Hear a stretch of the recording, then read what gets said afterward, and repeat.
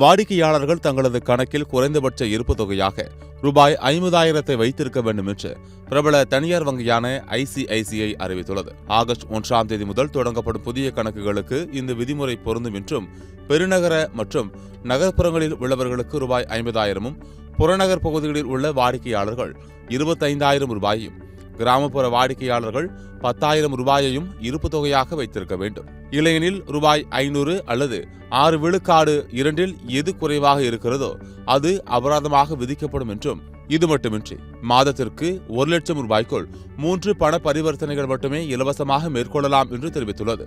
அதற்கு மேல் பண பரிவர்த்தனை செய்ய கட்டணமாக 150 ரூபாய் அல்லது 1000 ரூபாய்க்கு 3 ரூபாய் 50 காசுகள், இதில் எது அதிகமோ அது வசூலிக்கப்படும் என்று ஐசிஐசிஐ கூறியுள்ளது. இதற்கு தற்போது பல்வேறு தரப்பிலிருந்தும் கண்டனங்கள் வலுத்து வருகின்றன. ஐசிஐசிஐயின் இந்த புதிய விதிமுறைகள் வாடிக்கையாளர்கள் மத்தியில் மிகுந்த அதிர்ச்சியை ஏற்படுத்தி இருக்கின்றன. இந்த நிலையில் ரிசர்வ் வங்கி இதுகுறித்து விளக்கம் அளித்துள்ளது. இதுகுறித்து ரிசர்வ் வங்கி ஆளுநர் சஞ்சய் மல்ஹோத்ரா, வங்கியில் சேமிப்பு கணக்கு வைத்திருக்கும் வாடிக்கையாளர்கள் குறைந்தபட்ச இருப்பு தொகையை பராமரிக்க வேண்டியது அவசியமாகும். இந்த தொகை எவ்வளவு இருக்க வேண்டும் என்பதை நிர்ணயிப்பதில் வங்கிகளுக்கு முழு சுதந்திரம் உள்ளது. மினிமம் பேலன்ஸ் விவகாரத்தில் ரிசர்வ் வங்கி என்றுமே தலையிடாது, ஏனெனில் அது எங்கள் கட்டுப்பாட்டில் இல்லை.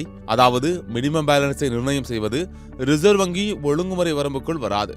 இதற்கான முழு உரிமையை வங்கிகளுக்கு ரிசர்வ் வங்கி அளித்துள்ளது.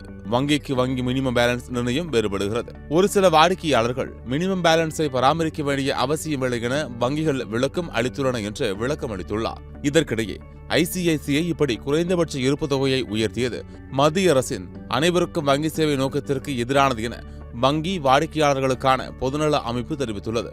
இது தொடர்பாக அந்த அமைப்பு மத்திய நிதி அமைச்சகத்திற்கு கடிதம் எழுதியுள்ளது. இதில் ஐசிஐசிஐ வங்கியின் இந்த முடிவை உடனடியாக திரும்பப் பெற அறிவுறுத்த வேண்டும் என்றும், வாடிக்கையாளர்கள் நலன் பாதுகாக்கப்பட வேண்டும் என்றும் வலியுறுத்தியுள்ளது. இந்த புதிய விதிமுறைகளால் நாட்டின் 2வது மிகப்பெரிய தனியார் வங்கியான ஐசிஐசிஐ தன்னுடைய வாடிக்கையாளர்களில் ஒரு பகுதியை இழக்கலாம் என்றும் கூறப்படுகிறது.